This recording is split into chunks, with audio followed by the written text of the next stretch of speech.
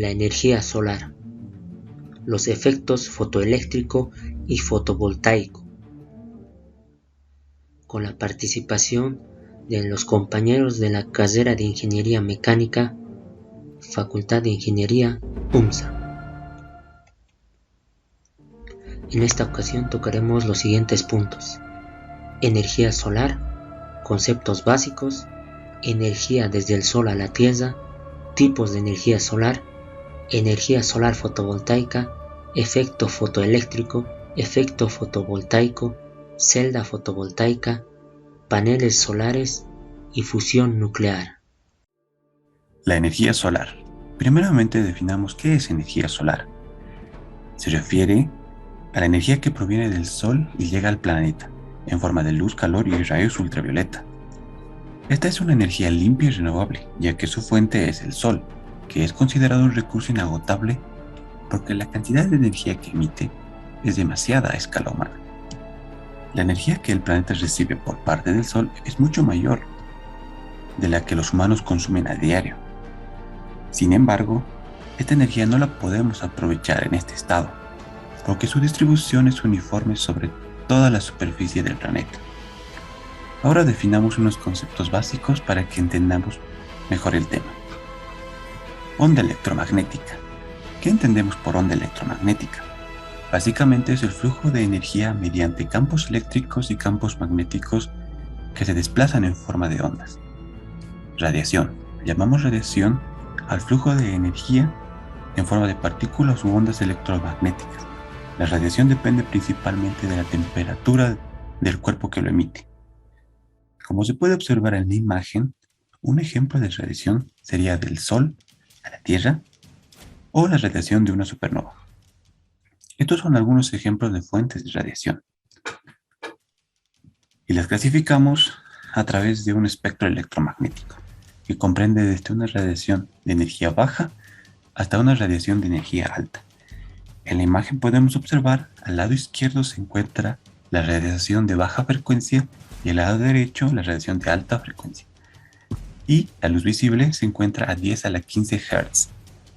¿Pero qué es la luz? La luz es la parte de la radiación electromagnética que puede ser percibida por el ojo humano, denominado también espectro visible.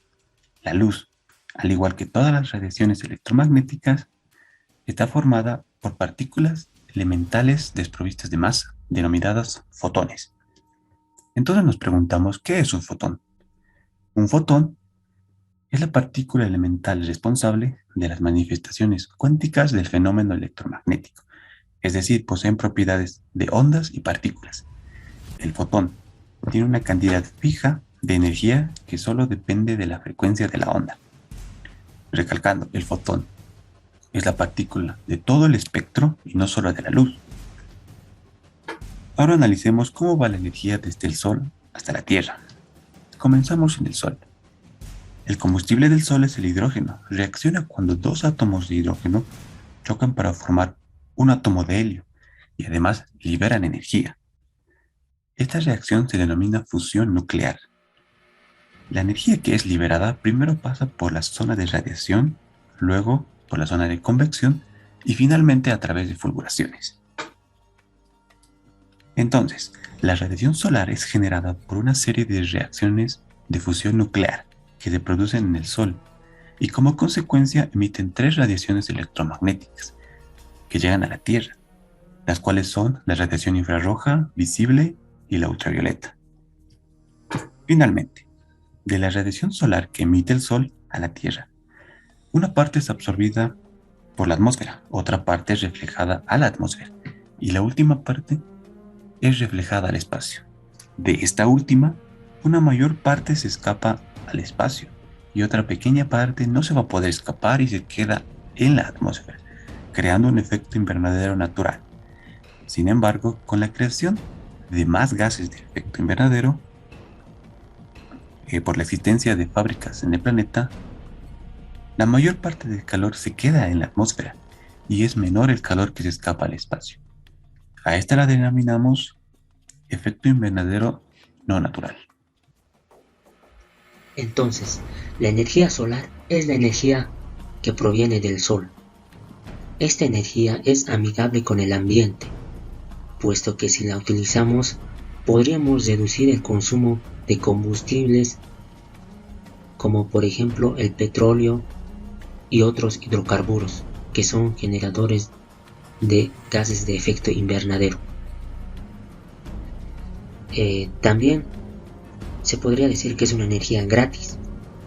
Sin embargo, los dispositivos que se requieren para su aprovechamiento son de alta tecnología y por ende son de alto precio. Tipos de energía solar. Tenemos la energía solar térmica, la energía solar fotovoltaica, la energía solar pasiva. Energía solar pasiva. Consiste en aprovechar la radiación solar sin la utilización de ningún dispositivo o aparato intermedios. Es decir, que la energía solar no se transforma en ningún tipo de energía para su aprovechamiento. Energía solar térmica. Su funcionamiento se basa en el aprovechamiento de la radiación solar para calentar agua mediante colectores solares. Los colectores solares aumentan la temperatura del fluido aumentando su energía interna. Es decir, que la energía solar se transforma en energía térmica. Energía solar fotovoltaica. Consiste en generar electricidad mediante paneles solares. Un panel solar es un conjunto de muchas celdas fotovoltaicas y vamos a ver más adelante que las celdas fotovoltaicas se basan en el efecto fotoeléctrico y fotovoltaico. Como resumen podemos decir que la energía solar fotovoltaica es el aprovechamiento de la energía solar mediante la transformación a energía eléctrica. Adicionalmente podemos mostrar la energía termosolar. Es una forma indirecta para producir electricidad a partir de la energía solar. Consiste en colectar la luz solar y focalizar a un punto para calentar agua y producir vapor para mover un generador, como una turbina. En este caso, la energía solar se transforma primeramente en energía térmica y luego la energía térmica en energía eléctrica.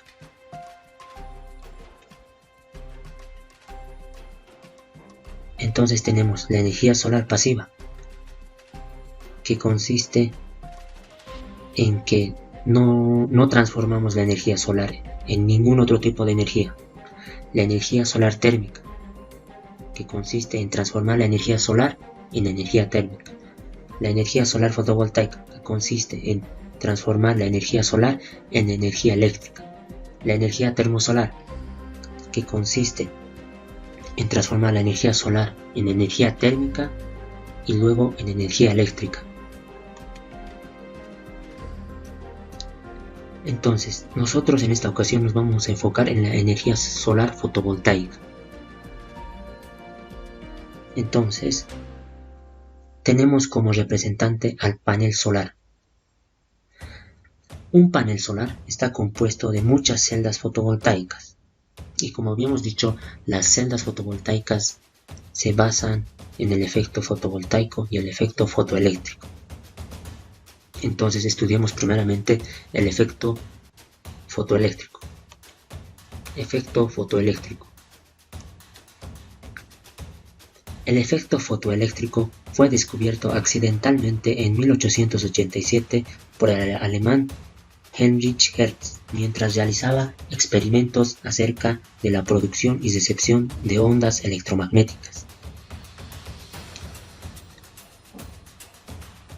En 1905, Albert Einstein publica 4 artículos científicos, uno de los cuales, que es un punto de vista heurístico sobre la producción y transformación de la luz, introduce la revolucionaria idea de que la luz está compuesta tanto de energía como de partículas cuantificables.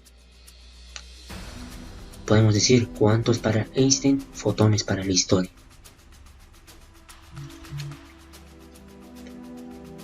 Entonces, antes de ver qué es lo que indica Einstein, vamos a conocer al efecto fotoeléctrico. El efecto fotoeléctrico se inicia en el momento en el que un fotón impacta con un electrón de la última órbita de un átomo. Este último electrón se llama electrón de valencia y recibe la energía con la que viajaba el fotón. La energía que adquiere el electrón debe superar la fuerza de atracción del núcleo, denominado energía de valencia. Este sale de su órbita y queda libre del átomo. Entonces podemos ver en la imagen cómo cuando un fotón impacta a un electrón, el electrón se desprende del núcleo y sale despedido. Para el silicio, la energía mínima que se requiere para lograr el efecto fotoeléctrico es de 1,2 electronvoltios. Entonces, sabemos que en el efecto fotoeléctrico se requiere radiación electromagnética. La luz es un tipo de radiación electromagnética. Entonces, la pregunta es, ¿se puede lograr el efecto fotoeléctrico con la luz de un foco? Es decir, si lo acercamos a un metal, ¿se podrá lograr este efecto? La respuesta es no. ¿Por qué? Esto nos lo explica Einstein. Nos dice que se debe transferir una energía mínima para que los electrones superen la barrera aislante y abandonen el núcleo. Pero para lograr esa energía mínima, ¿qué debemos aumentar? ¿La intensidad o la frecuencia? Einstein nos dice que debemos aumentar la frecuencia, ya que Einstein, basado en las ideas de Planck, nos dice que la energía de la radiación depende solo de la frecuencia. Entonces, observemos la imagen de la derecha. La radiación de baja frecuencia no puede extraer electrones, ya sea una luz o una radiación de poca intensidad o de mucha intensidad, mientras que la radiación de alta frecuencia puede extraer electrones, como podemos ver. En otras palabras, Einstein nos dice que si aumentamos la intensidad, aumentamos el número de fotones, pero estos fotones, la energía que tienen no es lo suficiente. Y para aumentar la energía de sus fotones, lo que hay que hacer es aumentar la frecuencia. A este punto ya llegamos y nos preguntamos, si queremos aprovecharnos del efecto fotoeléctrico, tenemos que buscar a alguien, ¿no? ¿Quién emite radiación de alta frecuencia que pueda permitirnos llevar a cabo el efecto fotoeléctrico? Buscamos y buscamos y hallamos la respuesta. Claro, el Sol. Finalmente, podemos decir, el efecto fotoeléctrico consiste en la emisión de electrones de un material al incidir radiación electromagnética de frecuencia adecuada sobre él. Y este es el resumen de lo que es efecto fotoeléctrico. Entonces, a continuación estudiaremos el efecto fotovoltaico. ¿Será lo mismo? Efecto fotovoltaico. Efecto fotovoltaico. El efecto fotovoltaico se basa en el efecto fotoeléctrico. Sin embargo, para lograr a cabo el efecto fotovoltaico se requiere de un campo eléctrico, puesto que en el efecto fotoeléctrico los electrones tienen movimientos aleatorios, que incluso puede hacer que los electrones salgan del material. Entonces, nosotros necesitamos un campo eléctrico para generar corriente.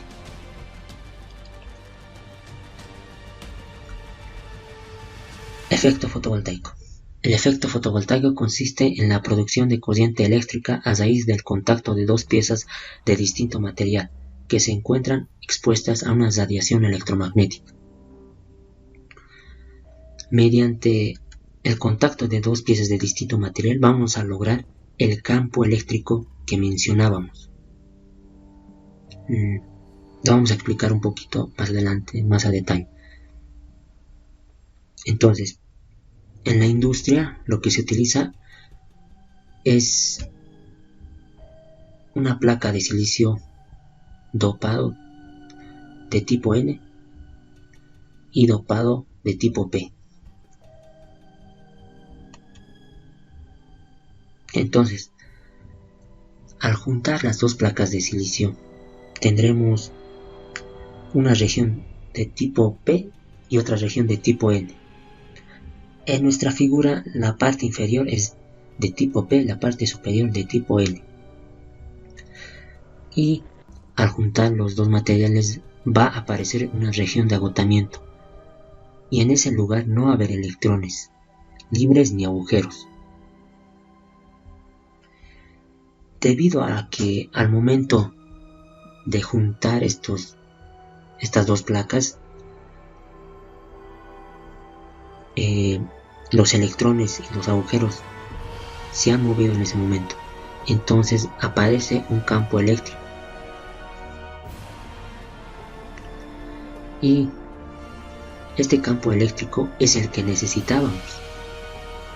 Entonces, cuando la radiación solar llega a nuestro material, se generan pares electrón-agujero en nuestra región de agotamiento. Y debido al campo eléctrico que existe, los electrones se van hacia la parte superior y los agujeros hacia la parte inferior. Y como la cantidad de electrones aumenta en la parte superior y la cantidad de agujeros aumenta en la parte inferior, va a aparecer una diferencia de potencial entre esos dos puntos. De tal manera que si conectamos una carga, habrá una corriente. En la industria, sin embargo, estas placas de silicio son de diferente tamaño. La placa de tipo N es más delgada con respecto a la placa de tipo P, y el dopaje es diferente. Por ejemplo, podemos ver que la placa de silicio de tipo N está dopada pesadamente, es decir, tiene más dopaje, y la placa de tipo P está dopada ligeramente, es decir, no tiene tanto dopaje, de tal forma que la región de agotamiento va a ser más grande. Y como la región de agotamiento es más grande, cuando la radiación del sol interviene, van a generarse más agujeros y más electrones. Y como hay más agujeros y más electrones, más corriente podemos obtener.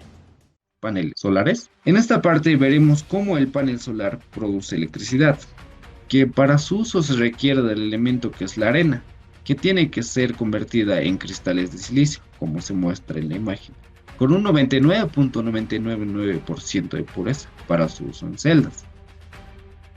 Para conseguirlo, la arena tiene que pasar por un complejo proceso de purificación, tal y como se muestra a continuación. La arena más el carbón a una temperatura de 2000 grados centígrados se obtiene lo que es silicio en bruto, a un 98% de pureza. El silicio en bruto se convierte en una forma compuesta de silicio gaseoso, como se muestra en la imagen. Luego se mezcla con ácido clorhídrico para obtener silicio policristalino altamente purificado.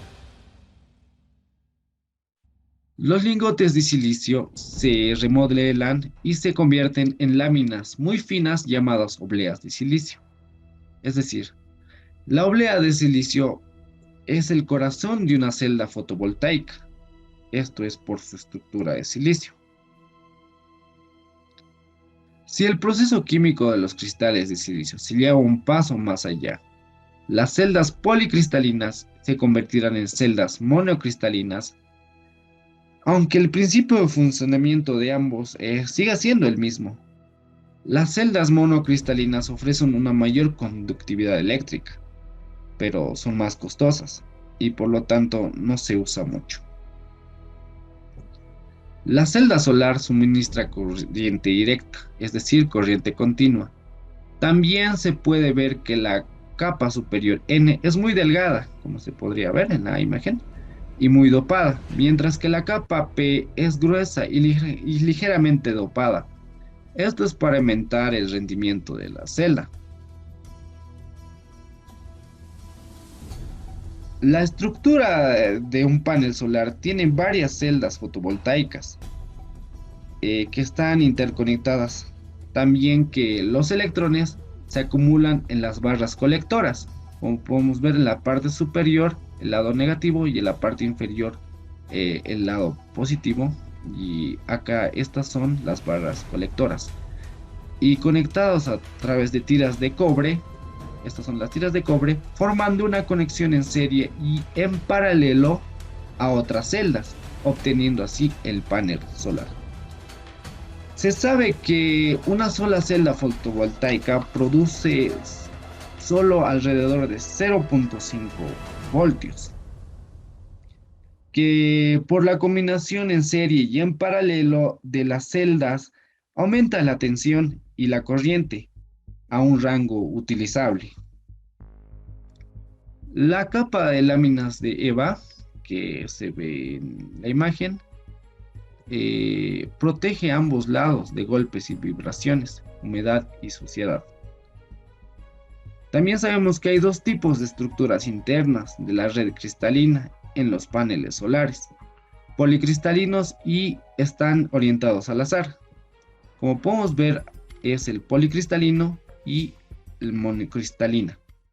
Adentrémonos en la fusión nuclear. Como ya observamos, podemos aprovechar una parte de la energía solar con diferentes métodos. Sin embargo, la mayor parte se da en el núcleo del Sol, debido a la fusión nuclear. Y como no podemos ir hasta allá, varios países realizan la investigación de los soles artificiales y dispositivos tokamak. Para adentrarnos en este tema, primero debemos responder la siguiente pregunta: ¿por qué la búsqueda de nuevas formas de obtención de energía? Un punto importante es la demanda energética en el mundo, ya que sabemos que debemos cubrir las necesidades de transporte, iluminación, producción industrial, servicios y demás, ya que si el nivel de vida aumenta, aumenta el consumo de energía. Se sabe que a mitad del siglo XXI, el consumo podría duplicarse o incluso triplicarse. Además, que los combustibles fósiles como ser el carbón, petróleo y gas han sido utilizados de manera masiva por su bajo costo. Pero por otro lado, los residuos lanzados a la atmósfera durante su combustión generan los gases de efecto invernadero y el cambio climático de la actualidad. La falta de energía en las potencias mundiales, como ser Estados Unidos, Rusia y China. China es un claro ejemplo, ya que consume el 55% del carbón mundial y cada vez necesita mucho más energía para abastecer sus fábricas. Entonces, podemos decir que las energías renovables, como son las hidroeléctricas, las de paneles solares y las eólicas, no podrán abastecer en un futuro las grandes cantidades de demanda. Por lo tanto, es que nos adentramos en la energía nuclear por fisión y fusión nuclear. ¿Pero con qué principio se basa? La fusión nuclear en el Sol, ya que son las reacciones de fusión nuclear, son la fuente de energía generada por el Sol y miles de millones de estrellas en todo el universo. Por lo tanto, podemos decir que la energía de fusión es la principal fuente de energía de la naturaleza. El confinamiento del plasma se logra gracias a la gravedad en las estrellas. Y la pregunta que tenemos acá: ¿por qué realizar el mismo principio de fusión acá en la Tierra?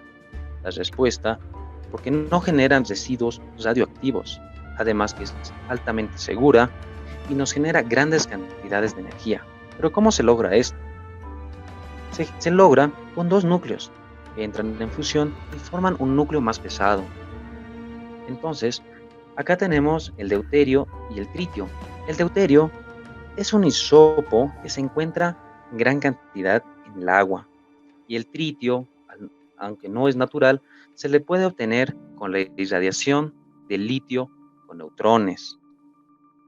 Un dato interesante, podemos decir que con un litro de agua que contiene 30 miligramos de deuterio, se puede llegar a obtener 300 litros de petróleo en la fusión.